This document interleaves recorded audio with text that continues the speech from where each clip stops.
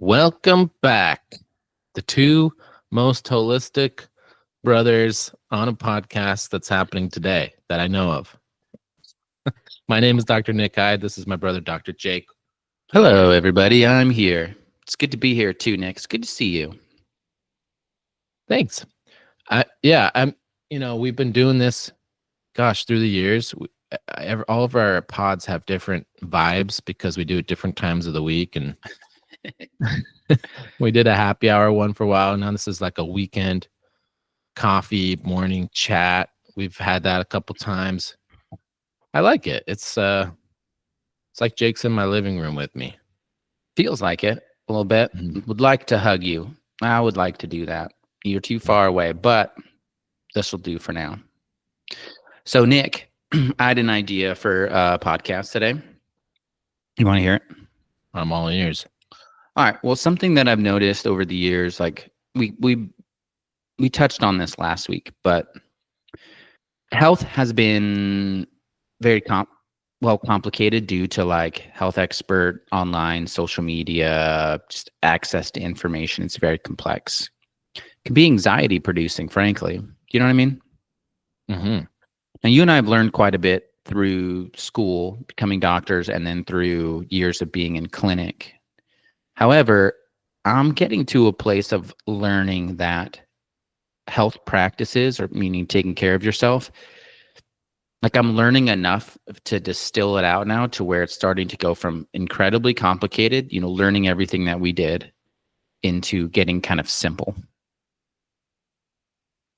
And so what I want to do today is talk about like the basics of a holistic lifestyle. We'll break it down, keep it very simple for everyone listening today. So if you're listening to this, it'll be like, all right, I don't really know. There's a lot going on. Maybe I've tried a bazillion things. Today, we're going to try to keep this episode pretty short and snappy. We're just going to go through the basics in different categories. So the categories that I like to do is kind of a riff on Dr. Mortar's 6 essential questions, but I've modified the 6 to these categories. So we're going to go through these, and you and I are just going to discuss simple ways of applying these questions into your life in order to care for yourself more holistically and to create health in your life and in your family's life. So the 6 categories are what you consume. That's 1. So that's like food, drink, vitamins, supplements, poisons, the basics. 2 is how you move. So that's activity that your body does throughout the day or doesn't do. 3 is how you rest. Rest isn't just inactivity. It's an active process. 4 is how you breathe. 5 is how you connect. So your social health. And 6 is how you think. Done. All right, let's do it. I'm following this. That's kind of breeze through the 2 most trendy and obvious ones, the ones people talk about the most as far as health goes. Exercise and nutrition. So the first one, what you consume. We've kind of did. I mean, our last episode, I believe, was like all nutrition. No, 2 episodes ago. I don't remember what it was, but we did it recently. Check the podcasts. Yeah. Recently, but we're going to keep a lot about simple. nutrition. Yeah. We're going to do nutrition in like 2 minutes. And it's not just nutrition. It's like what you consume. Okay. So essentially like what becomes part of you. And so, all right. What do you have what's to your say? approach? You want me to go first? You want to think about it a little bit? I did spring this on you. Give me a second. Well, nutritionally, we try to eat real food as much as possible. Obviously, with littles in the house and like a whole lifestyle kind of a thing. Like I am grateful for like frozen chicken nuggets, or as my son calls them, nuggy chickens. I'm grateful I can throw that in the toaster oven. But like, we just try to eat real food. Not too concerned about macros. Just real food. A lot of plants, high quality proteins, high quality fats. Pretty simple. I would agree with that. Just looking at it from a basic standpoint, if you had an animal that you were taking care of and you're like, I need to make this animal healthy. I mean, this is what happens. think people can relate with this, but they're like, everything that makes animal healthy is just being as much to its natural self as possible. I mean, this is even why like dog food has like a raw trend lately. Mm-hmm. And because that's healthier for dogs, and you'll see it. It's like dogs' issues go away when they're on better food for them. Right. And it's the same for us, right? So trying to be as close to natural as possible. And that could even mean, overly commercialized food, including organic can be like overly commercialized. Overly processed. Yeah, organic food could be quite processed. Yeah. Just like so the food basis of it wasn't sprayed with pesticides, but it could still be kind of foreign to your body. Yeah. So, and on that note, like if you had your own small family farm, that would be an understanding of like eat things that you would potentially be able to eat if you were living on that farm. Right. Yeah. Key is I don't stress too much about it. I drink a lot of good water. I like to drink phase 4 water or structured water, which you can buy at an expensive machine. We do not, but you can make it on your own. Not too difficult, actually. Do you know how like mom and dad used to make sun tea? Mm-hmm. You can do the same, but with water. You get not like a plastic jug, like a glass jar container, put filtered water in the sun for a day. You can add minerals. So like Celtic sea salt or something, just a pinch. Minerals are an important part of healthy water. And leave it in the sun. We can go deeper in that another day. We're not about keeping this complex, but high quality water is very important. Don't have to overdo that one. Yeah. And as far as me, I take I've done a lot of things over the years. I take a basic multivitamin, multimineral, and essential fatty acid every day. I add other things in, but that's just me covering my bases and not overthinking it. What do you just on a basic supplement thing? Yeah, I take an activated B complex just to get the methylated forms, just cover the basis there. And I take I take like complex mineral supplements too. There's one called Minchex from Standard Process that I really love. It's a great mineral source. And I do add more natural salts. So I think that's an easy swap too from your basic table salt. If you're adding like a Celtic sea salt or Himalayan salt, you're adding like 70 to 90 more trace minerals into your diet than if you just use table salt. Totally. So that's pretty easy. Supplements, I do a fatty acid one. I take omega-3 fatty acids. I probably will take vitamin D this winter. But for the most part, we're out and about outside, so I don't worry too much about getting it. Oh, I do take creatine. Yeah, this is something we could break down. We're breezing over what we do today. These are some high quality basic things that you can have on a day-to-day basis. And creatine does help with brain health and hydration and other things. But again, these are just, I used to be like very specific and clinical about like everything I was doing supplement wise. Mm-hmm. And then I just was like, I put myself on this subscription of a high quality whole food. So I'm doing Optimal Health Systems has one. Cool. Yeah. Great. It's on subscription. Get it every month. My son gets a gummy whole food vitamin mineral, and great. I'm not going to think too hard about it. Yeah. My son takes 2 chewables from Standard Process. One's like the multi and one's more for immune support. It's called Cataplex and Congoplex if you want to look it up. And that's what we take. It's loaded with a bunch of your trace minerals, but also like glandular and organ tissue too. I'm surprised he actually likes taking these, but he does. Yeah, those can taste pretty funny. Thorn has one too, and that one I don't like the flavor of at all.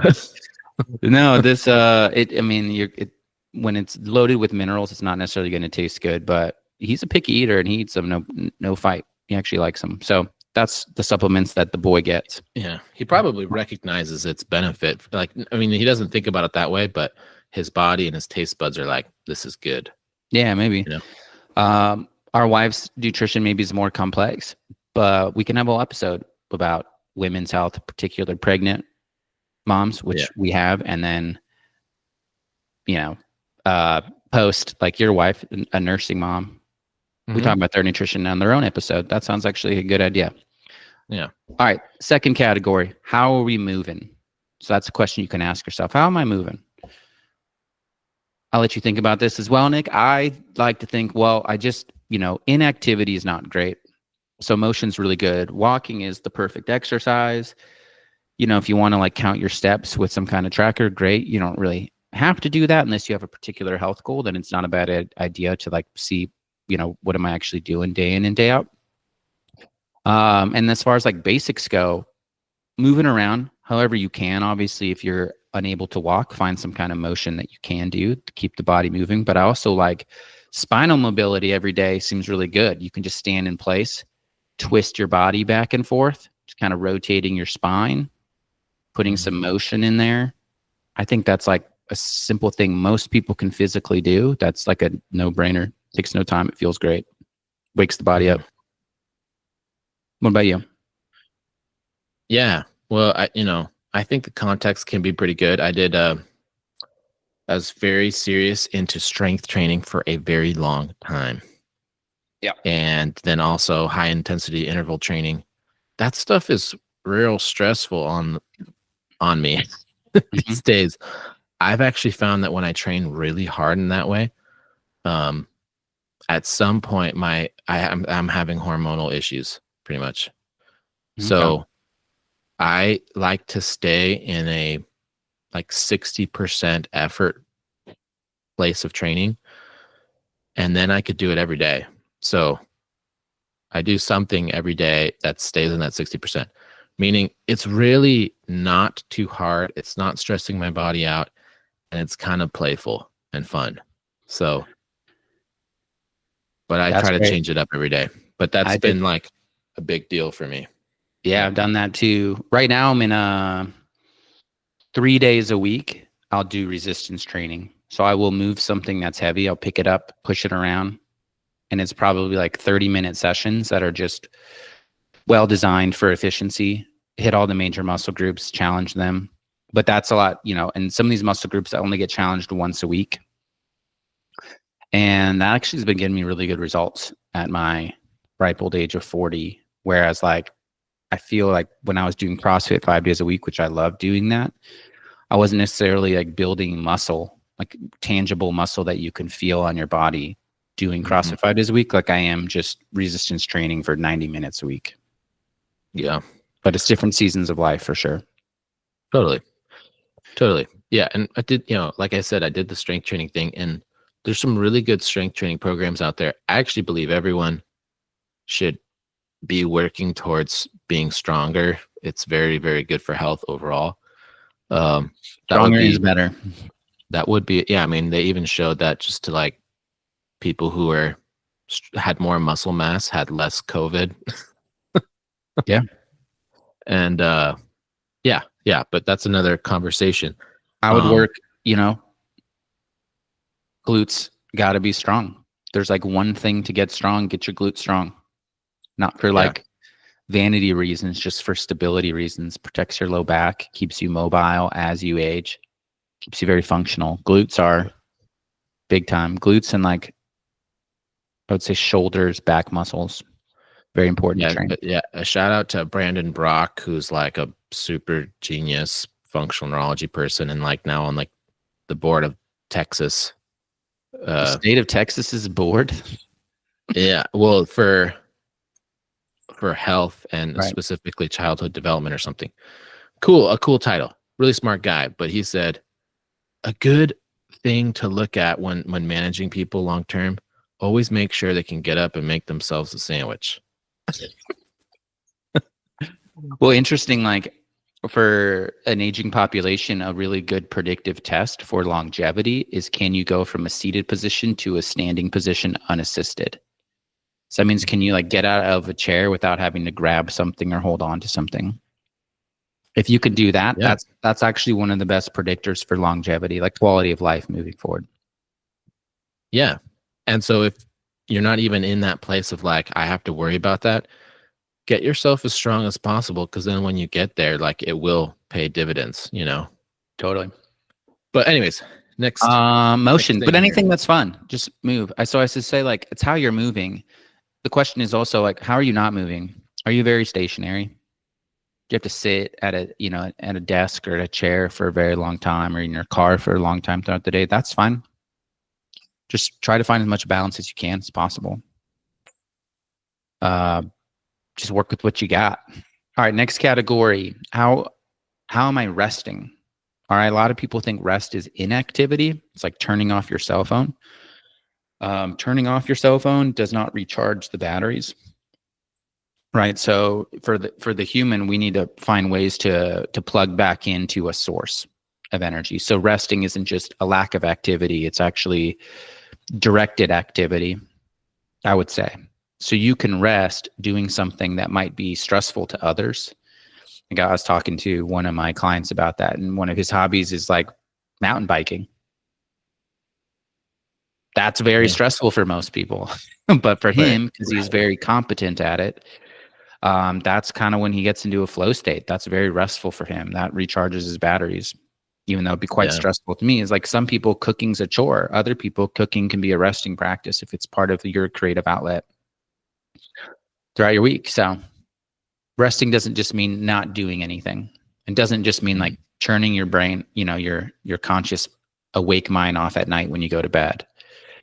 It's about recharging the batteries. So what do you do, Nick? Well, I do actually probably my biggest practice. Right now, the two keys I'm focusing in on. If I do Qigong and prayer time in the morning. Nice. And that's like, it's a strong chi builder for my whole day. It's all about life force. And like you said, like rest to me is about how much life force do I have? Right. That's the way I think about it, right? Like you're talking about, charging the Plugging batteries. back into, source of like what powers you. Yeah. And prayer time can do that. I think a lot of times people's prayer times, if they're, doing something like that or meditation, it really depends on what you're thinking on, but we'll get to thinking later. But what I would say to add to that is, again, like Jake is saying, plugging into source. If you're doing a prayer time that doesn't feel like you're connecting to source or connecting to God, then that's something that can be majorly tweaked and have huge benefits. So like meditative prayer is like that. So anyways. Yeah, so a lot of these activities you do in your day can fall into one or more of these categories, these questions. So like, how am I resting and how am I connecting? Which is like the fifth question. There's overlap there for sure, because real good connection does charge your batteries. And so if it's like a spiritual connection thing, that certainly can be a resting practice. It often is for a lot of people. Yeah. Resting, meditation, prayer, creative outlets. So when you're really starting to feel creative, that can be a big time rest for you throughout your day. Even walking can be restful. So that's also activity, but it can be restful. Like I get up very early to beat my family awake so I can go walk for 30 minutes, and I'll usually listen to something that I don't know, primes me up. So it's not just like a pump me up kind of listen to thing. It's like David Hawkins recordings of his old lectures or like one of his books on tape. That'll do. Well, yeah, and just to add to that, we already talked about the movement and exercise, but I call it like therapeutic walking. There's a point of walking where all of a sudden there's like a therapy that's been done on you. Yeah. And it's different for different people on different days, but I think it's something to be aware of. Everyone has that feeling where like they've been on a walk and at some point it's like, wow, their cares and worries are like taken care of or something, and they just feel better for having walked. Mm-hmm. You know, it's people that might not be an obvious thing for some people, but it's something to work on and get in touch with. Yeah, just walking, that cross crawl movement that you do in walking can also reset your nervous system. Like if your fight or flight switch is stuck in the on position, a good 20, 30-minute walk, maybe even less for some people, can reset that. It can put you back into a rest and digest mode, out of fight or flight, just simply by going for like a 15-minute walk. Right. Good stuff. All right. Fourth question. How am I breathing? A lot of us don't think too much about breathing because we'll do it all on our own, which I'm grateful for. However, we do know if we stop breathing, that's a bad thing. We don't necessarily think if I breathe better, that could be a big life enhancer for me. Yeah. So I used to do that. And this is in grad school mostly. I would schedule in, like it would pop up on my phone to take a 1-minute breathing break. So just like pop up and I'd be like, oh yeah. And then I'd do like a minute of intentional breaths. That's not a bad idea if you're having a hard time making that part of your daily routine. Is like just put it in your phone. Your phone will pop up and say, take a breathing break. And then you just do a minute of full deep breaths. There's a lot of different strategies. We can maybe just share like our favorite breathing techniques that you can do that are quite simple to do. You can do it in your car. You could do it in the shower. You could do it, I don't know, just at your desk. There's a lot of ways to do it. Yeah, I do want to add to that. James Nestor's book. Oh yeah. Breath or breathe, whatever. However you say it. When that came out, I saw the potential of it clinically, and I have so much to say about it now. Yeah, because I've been really working clinically on it. There's a lot to say about breath. I will say it's an ongoing project for every single person who comes in my office now. Is I want to fix their breathing. Not their we'll get into conscious breath in just a second. These breathing exercises, but your subconscious breathing, the breathing that you do 99.99% of the time. Yeah. So that's something I want to get to because there's some exercises and some tests that I've been workshopping for the last 3 or 4 years. Oh, I'd love to do an episode on that. Yeah.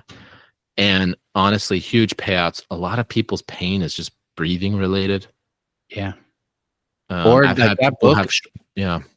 That book made the connection of like breathing and heart disease and stuff like that. Like it's immune system and everything. Huge health thing. So one of the takeaways from that book was like one of the best things you can do for your kids is to make sure they're breathing through their nose. Like basically don't let your kid be a mouth breather. Yeah. That's like a huge gift you can give them because, it happens. Some kids just naturally do that, but there's things you can do about that so they don't have to live their life as a mouth breather because that's going to set them up for some health complications for sure, according to that book anyway. Yeah, totally. Yeah. And people don't really realize that there's a lot of fascia that connects even in your mouth to your heart and to your lungs. And so even just like tongue position can have an effect on people's like heart health. This is really cool stuff. But again, this is kind of a teaser because I think it would be nice to say about like our conscious exercises that maybe we do to help us with breathing. The simplest one that I like that has clinically proven to be helpful for things like anxiety, for example, is 4-7 breathing. You breathe in for 4 seconds, take 4 seconds to entirely fill your lungs, pause, exhale for 7 seconds. Counting also seems to be part of the benefit too, just for mindfulness. Counting has this weird effect of making you more present from a nervous system standpoint. So breathe in for 4, pause, breathe out for 7. I think that's interesting because I used to always do 4 square breathing or rhythmic breathing where you breathe in for 4, pause for 4, breathe out for 4, pause for 4. And that's really great too. I just think the counting to 4 every time, the mind wanders. Whereas when you go 4 to 7, like you stay more focused. That's my experience anyway. What about you? Yeah. Well, no, exactly that. I mean, the research done on that is really profound. And basically, the key is having a longer exhale makes you more parasympathetic, which is that rest and digest. Really, there's like tomes of research about that at this point. Yeah. So it's really, really easy thing. Obviously, totally free, totally in your power. I'm a big fan of that. I also do. I do the Wim Hof breathing sometimes. A little more intense, but tell us about it. Yeah, and it can be more involved. And there's lots of people online. Like if you're kind of curious and you've never tried it, I would go look up a breathing, like do it with a person online. There's like a lot of YouTube channels devoted to Wim Hof breathing. You can do it with Wim Hof. You could do it with Wim Hof. I actually wouldn't do it with Wim Hof. Sometimes the best teachers are not the primary person who starts something, but the people who've been around them kind of understand it in a more human way sometimes. Like translators. Yeah, there's like the great minds, and then there's like the translators. Yeah. I mean, I wouldn't say don't do it with Wim Hof. I'm just saying if you want to learn it, just kind of look around. And because I did it, I thought I was doing Wim Hof's breathing well. And then, over the years, it's like I've gone to a different person just on YouTube. And I'm like, oh, and now I think I get it a little bit more. But the basics of it is you do very intense, full breaths very quickly. And then you keep doing it for, up to a minute. And then you completely exhale and you hold your breath for basically as long as you comfortably can. And that's a round. And you could do as many rounds as you want. And the recovery breath is then after you've done that, you've been holding your breath out, then you take a deep breath and you hold your breath in. That's a full round. So I'll do that like maybe 4 or 5 rounds. Granted, I'm not doing this every day, but maybe I'll do it once or twice a week for 4 or 5 minutes. I'm sure there's people listening like, Nick, aren't you hyperventilating? Are you becoming hypoxic? Well, yeah, that is what you're doing. I know we could talk about the science of that we'll do a breathing episode. All right. The next one is, how am I connecting? All right. And for me, this is like social behaviors is a big part of this. Like, do I feel like connected to people who actually know me, the real me, not some projected egoic me and that I put out into the world, like really me? And do I feel like accepted by them and I can be vulnerable? Like that's really important. And then there's also the connection. Like I think connection to nature is really important too. Like being out in the elements, under the trees, in the dirt, under the sun, like getting connected to that which you are, which is nature. You are part of nature. We've removed ourselves from that. I think actually by definition, I forget which dictionary, I think it's Webster's. It's like the definition of nature is anything that exists outside of what humans do or are. I think it's as opposed to what humans make or are. So it's not even like different from us. It's like in opposition. It's us versus nature now, which is a big mistake, I think. And then there's spiritual connection as well. So we talked about that in our resting practices, but that's a big part of feeling connected. And feeling connected is incredibly important to our health. Yeah. I can't underestimate or undervalue that. Yeah. Obviously grounding is in this category, and that's a huge part of my week. Especially is like this week was like a week in clinic, and there's a lot of things going on with people, there was deaths and people getting bad diagnoses and all kinds of stuff coming in. Lots of crisis. At a week like that, Friday when I get off work, I put my feet in the ground for 2 hours, just playing, it's easy because I have kids and they'll just be outside in the grass or whatever. That's enormously powerful for me. It's like after the 2 hours, I'm like, week's gone, man. The earth transmuted that static in my life. But Um, Yeah, and then on that note, we don't live in Santa Cruz. 2 hours in our backyard would be 2 hours worth of mosquito bites. So we're more of like the 15-minute type people. yeah. But every weekend we do get out into a hike, and there's like really great rivers and creeks where we get our feet in for a good extended period of time. Amazing. Fantastic. And then I just wanted to add on that note there that we're both married people, and I think marriage deserves its own episode in a lot of ways, but connecting in a long-term relationship is super fruitful. I mean, that's why we get involved in it in the first place. But over time, it's really easy for wedges and rifts to like start to build up and accumulate. Especially with kids. Oh, yeah. So that's a great area of focus constantly to check in and be like, how can we connect deeper, and what strategy do we need at this phase of our life that helps us to really feel connected and loved by one another? So fruitful, just the little things like that, because it's probably going to be for most people who've entered into marriage, probably will be the most meaningful relationship of your whole life, and therefore also can be the most fruitful. Also, your primary relationship, which is you having to deal with yourself all the time. Like you want that to work. You want that to be a functional relationship too. Yeah. Which I think that segues well into how we think. Yeah. Right. Yeah. And so that's the sixth question you can ask yourself is like, how am I thinking?